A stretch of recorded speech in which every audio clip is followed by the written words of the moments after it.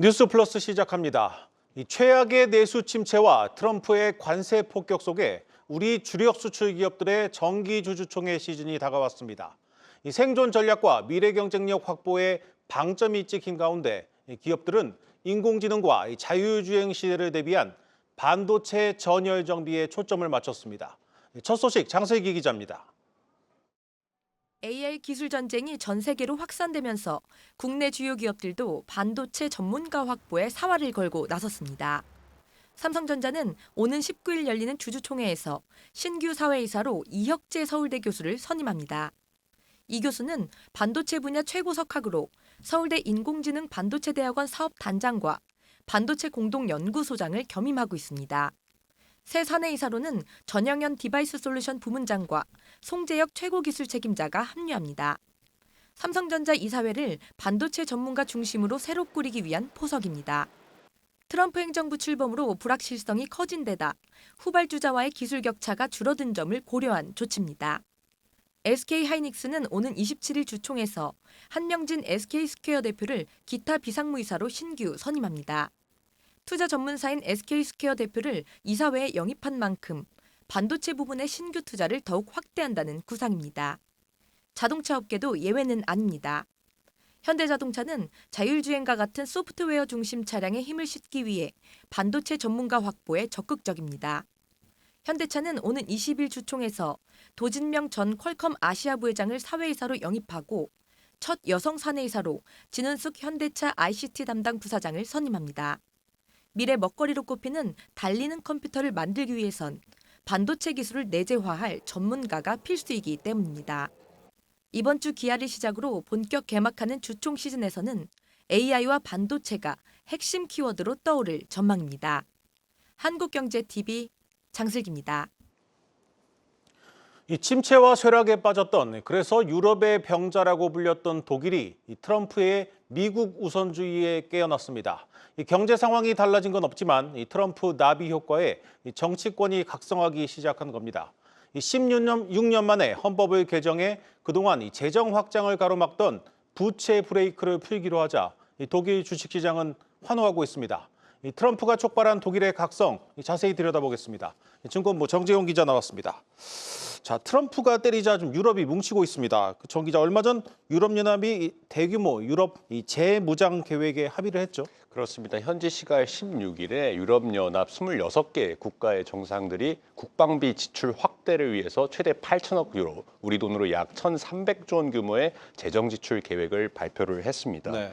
무기 조달을 위해서 회원국들에게 1,500억 유로 수준의 대출을 지원을 하고 각 국가별 재정 준칙을 완화시켜서 6,500억 유로의 신규 국방비 지출을 가능하게 한다는 게 골자입니다. 이렇게 유럽연합이 대규모 재무장에 나서는 이유는 당연히 도널드 트럼프 미국 대통령 때문입니다.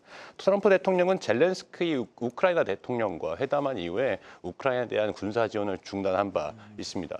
또 연일 나토 북대서양 조약기구 국가들이 방위비 증액도 요구를 하면서 느슨한 유럽 방어 의지를 보이고 있는데 이 유럽연합 국가들이 더 이상 국방을 미국의 전략 자산에 의존할 수 없는 구조로 지금 바뀌고 있기 때문에 군비 확충에 나선 것으로 이해할 수 있습니다. 네, 그동안 미국에 기대왔던 유럽 국가들이 자주 국방으로 패러다임을 바꾸면서 유럽 방산 기업들 주가가 상승세가 심상치 않습니다. 특히 이 독일 주식시장 상승세가 대단합니다. 그렇습니다. 이제 글로벌 방산을 주도하는 건 당연히 여전히 미국 기업들입니다. 뭐 로키드 마틴이나 노스롭 그루먼 등이 대표적인데 이들의 주가는 연초 이후에 좀 횡보를 했었습니다. 반면에 독일의 라인메탈이나 이탈리아의 레오나르도, 프랑스의 탈레스 그룹 같은 유럽 방산 기업들의 주가는 큰 폭으로 오른 것을 볼 수가 있습니다. 이 재정 지출 확대 수혜로 유럽 주요 지수 자체도 전체적으로 크게 올랐습니다. 실제 유럽 시장을 대표하는 50개 종목을 담은 유로스탁스 50 지수도 연치 이후 11%가량 오른 상태입니다. 네. 특히 최근 2년간 역성장을 하면서 유럽의 병자 소리까지 들었던 독일의 재부상이 관심입니다. 얼마 전 이제 총선을 마치고 연립정부 구성을 준비 중인 독일은 10년 동안 약 5천억 유로, 우리 돈으로 770조 원 가량의 수준의 특별기금을 조성을 해서 인프라 투자에 활용하기로 했습니다. 별도로 국방비 증액을 위해서 헌법에 GDP 부채 한도를 제한하는 규정도 완화하기로 지금 방침을 정했는데 여기에 해당하는 국방 특별 예산만 4천억 유로가량을 더 편성할 수 있어서 총 합치면 1,200조 원 이상을 지금 특별기금을 편성하려는 움직임을 보이고 있습니다. 네. 이에 반응해서 당연히 독일 주요 기업들을 모아놓은 닥스 지수도 연초 이후 14% 이상 올라서 최근 사상 최고치 수준에 도달해 있습니다. 해당 지수에 편입돼 있는 독일 대표 방산기업 라인메탈 주가도 80% 이상 같은 기간 올랐습니다.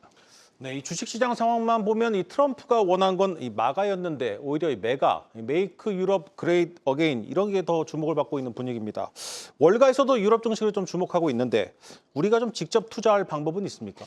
네, 살펴보니까요. 이제 국내에서 독일 닥스를 직접 추종하는 상장지수 펀드 ETF는 키움 독일 닥스가 유일했습니다. 네. 해당 ETF가 지난 3개월간 수익률이 22%가량으로 보통 나스닥에 상장해 있는 닥스 ETF랑 거의 비슷한 수준인데 자산 규모가 한 80억 원가량으로 별로 높지가 않고 거래량도 많지가 않습니다. 미래에셋 자산운용의 미국 자회사 글로벌 X가 나스닥에 상장한 닥스가 이제 ETF가 또 있는데 이렇게 나스닥 그러니까 해외 증시에는 국내보다 제법 많은 ETF들이 닥스를 추종하고 있습니다.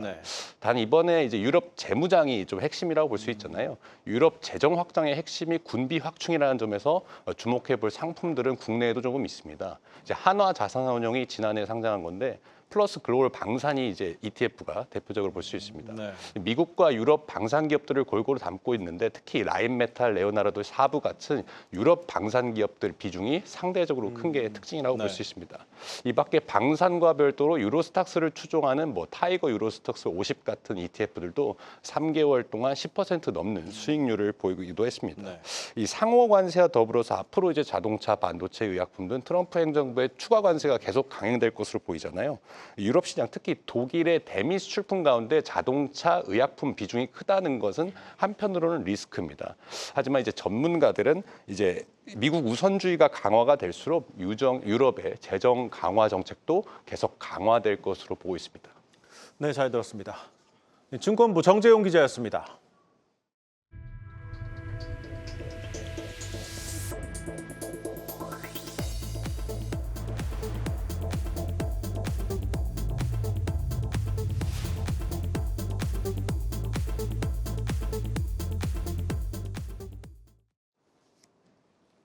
이 홈플러스가 법정 관리에 돌입하면서 이 점포를 사들인 건설사들까지 불똥이 튀고 있습니다.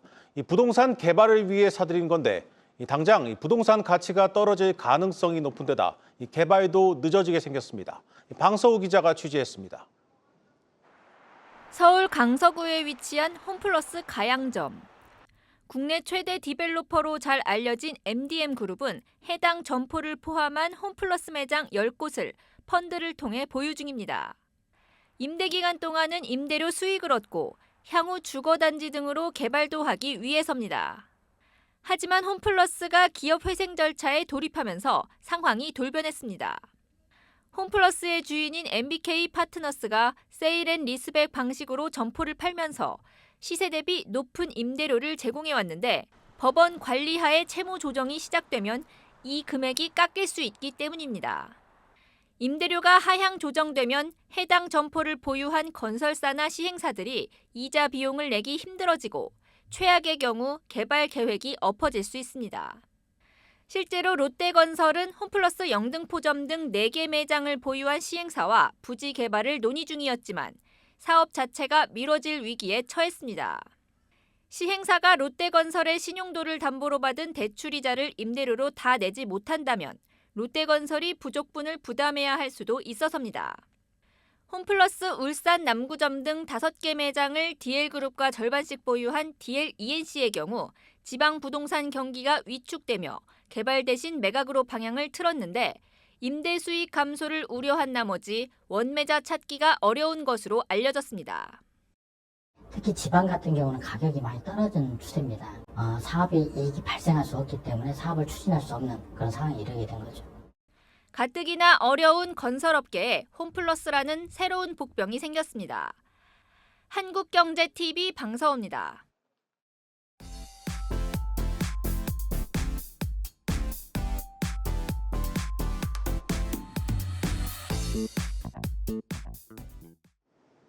오늘 증시 이슈 짚어보는 마켓톡톡 시간입니다. 오늘 코스피 잘 버텨주며 다시 2,570선에 안착했죠. 오늘 증시에선 우리 식품업종, 그중에서도 사료주들의 주가 상승이 두드러졌습니다. 중국이 오늘부터 밀과 옥수수, 대두와 돼지고기 등 미국산 농축산물에 대해 최대 15% 관세를 부과하자 우리 식품기업들의 반사이익에 대한 기대감이 작용한 것으로 풀이됩니다. 사실 중국 정부는 관세 부과 전에 선적돼 다음 달 12일 전에 중국에 들어오는 수입품에 대해서는 관세 적용을 유예하며 협상의 여지를 남겨뒀었는데요. 이전까지 양측이 협상 테이블에 앉지 않는다면 이전에 행했던 여느 보복 관세보다 미중 간 갈등을 더 격화시킬 것이라 전망이 나옵니다. 중국이 미국산 농산물의 최대 수입국이자 미국산 옥수수와 대두 등의 주요 생산 지역은 지난 대선 때 트럼프 대통령의 표밭이었기 때문입니다. 미중 간 분쟁 격화 우려에 전문가들은 우리 농축산 기업들의 안정적인 공급이 더 부각될 기회가 될 것이라고 분석하고 있습니다. 최윤범 고려아연 회장과 영풍 MBK 파트너스 간 경영권 분쟁이 다시 불붙으며 오늘 양사 주가가 급등했습니다. 법원이 영풍 측이 제기한 고려아연 임시 주주총회 결의 효력 정지 가처분을 일부 인용하면서 영풍이 보유한 고려아연 의결권을 행사할 길이 열렸기 때문입니다. 지분율로 유리한 고지를 점한 영풍 측, 다만 최 회장 측의 유리한 집중 투표제 또한 유지되며 단순 지분이 높다고 이사회 장악을 확신할 수 없게 된 만큼 정기 주주총회에선 더 많은 주주들의 표심을 얻어내는 게 관건입니다. 이에 영풍 측은 가처분 승리와 동시에 자사주 전량 소각과 액면 분할 등 주주 친화 정책 실행을 발표하며 투자자들의 지지를 이끌어내는 상황이죠. 당장 유리한 고지를 점한 영풍 측과 집중 투표제로 만만치 않은 최 회장 측. 이달 말 열릴 정기주총에서 치열한 의결권 맞대결이 예상되는 만큼 당분간 주가 변동성 큰 전망입니다. 정기주총 날짜는 늦어도 다음 주에는 확정될 예정입니다. 지금까지 마켓톡톡이었습니다.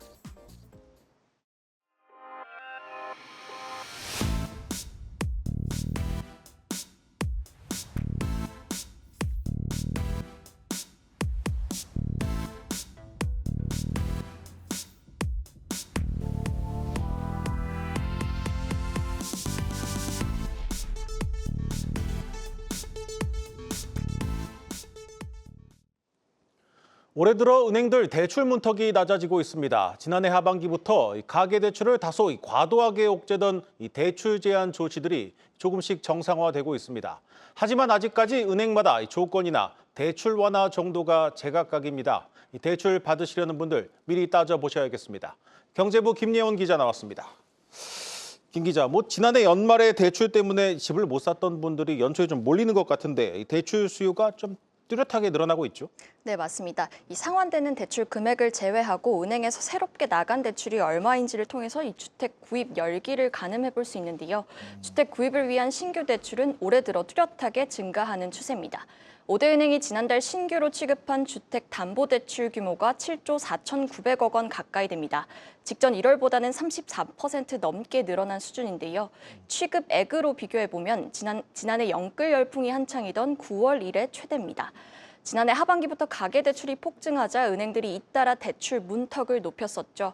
기다리고 있던 이 대기 수요들이 터져나온 것이 있고 또 신학기를 앞둔 전통적인 이사철 수요가 반영된 측면도 있다는 설명입니다. 은행들이 올해 들어서 이제 지난해 하반기 시작된 이 대출 제한 조치들을 상당 부분이 정상화하고 있는데 그래도 이제 은행별로 이 정도의 차이가 상당히 있죠. 네, 맞습니다. 은행별로 조치를 해제한 곳도 있고 아닌 곳도 있는데요. 이 수도권을 기준으로 살펴보겠습니다. 우선 5대 은행 가운데 다주택자에게 조건 없이 주택 구입 목적의 주담대를 내주는 곳은 오늘 기준으로 하나은행과 우리은행 두 곳뿐입니다. 네. 국민은행과 신한은행은 다주택자에겐 주담대를 공급하지 않고요. 농협은행의 경우 수도권에 있는 주택을 추가 구입하기 위한 목적으로 대출을 받을 수는 없습니다. 이 1주택자 역시 주담대를 받을 수 있는 은행은 하나 우리 농협으로 제한되어 있습니다. 다만 기존 주택을 처분할 경우에는 국민과 신한에서도 주담대를 받을 수 있습니다. 또 이 저렴한 금리로 승부하는 인터넷 은행들은 가계대출 관리 기조를 강하게 유지 중인데요. 카카오뱅크는 여전히 무주택자에 한해서만 주택 구입 목적 주담대를 내어주고 있고요. K뱅크는 제한이 없다 보니 매일 아침 주담대 오픈런이 일어나기도 하는데요. 쏠리는 수요를 감안해 물량을 제한해 관리하고 있다는 설명입니다. 이 선두권인 이 KB와 신한이 비교적 이 보수적으로 대출을 해주는 분위기군요. 그렇다면 이 주택담보대출 만기는 어떻게 다릅니까? 네, 이 대출 한도를 계산할 때 대출 만기도 꼼꼼히 따져봐야 하는데요. 네. 지난해 은행들이 주담대 최대 만기를 축소해서 대출 한도를 줄여왔습니다.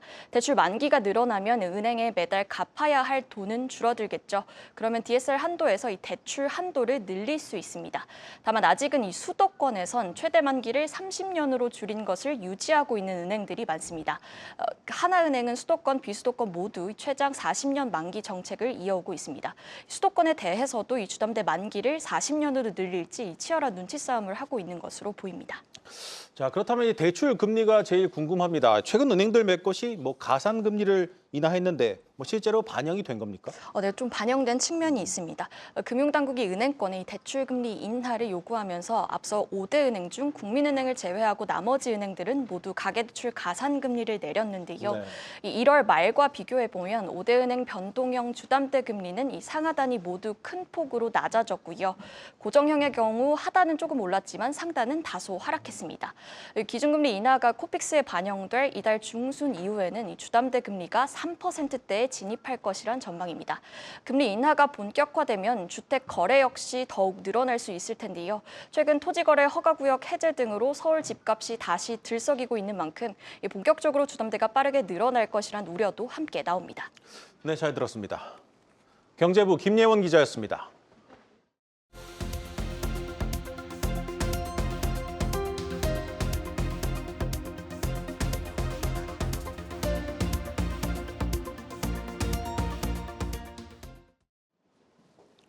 여야가 세 번째 국정협의회를 열었지만 불과 30분 만에 파행으로 끝났습니다. 추가 경정 예산과 연금 개혁 등 쟁점 현안을 두고 합의점을 찾지 못하면서 또다시 빈손으로 돌아갔습니다.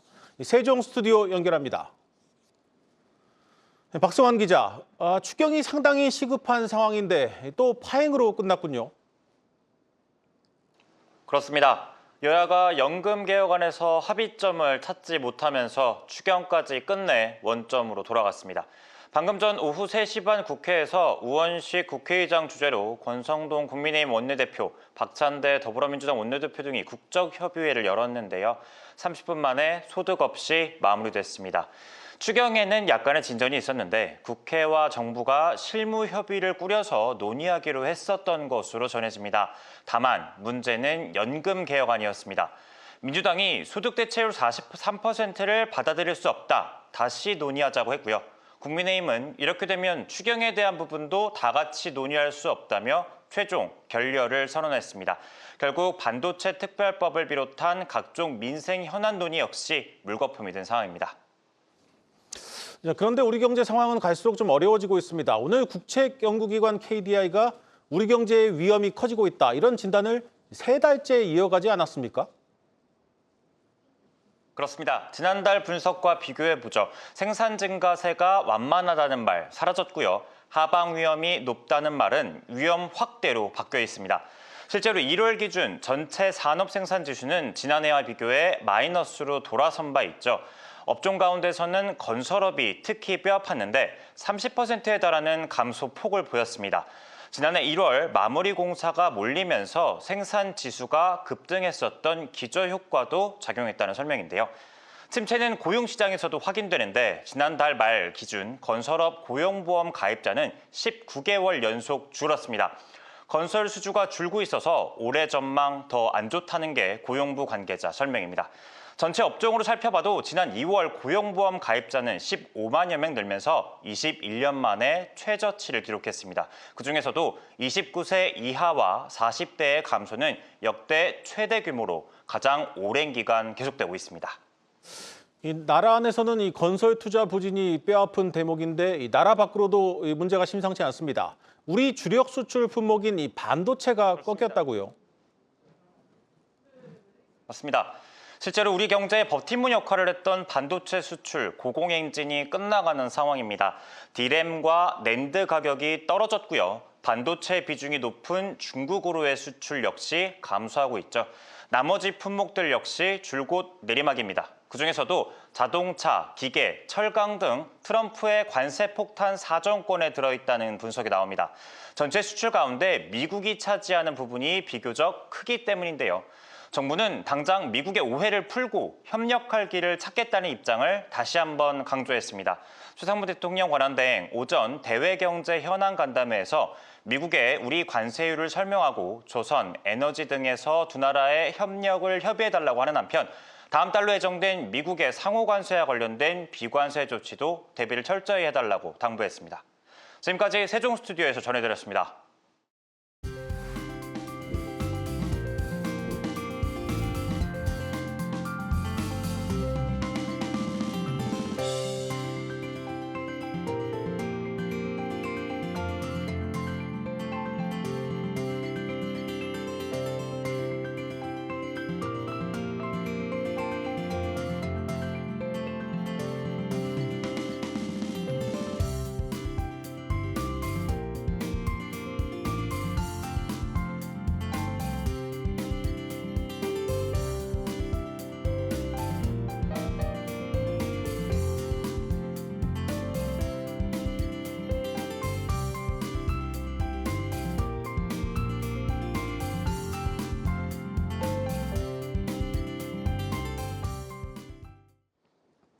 오늘 준비한 뉴스 플러스는 여기까지입니다. 함께해 주신 여러분 고맙습니다.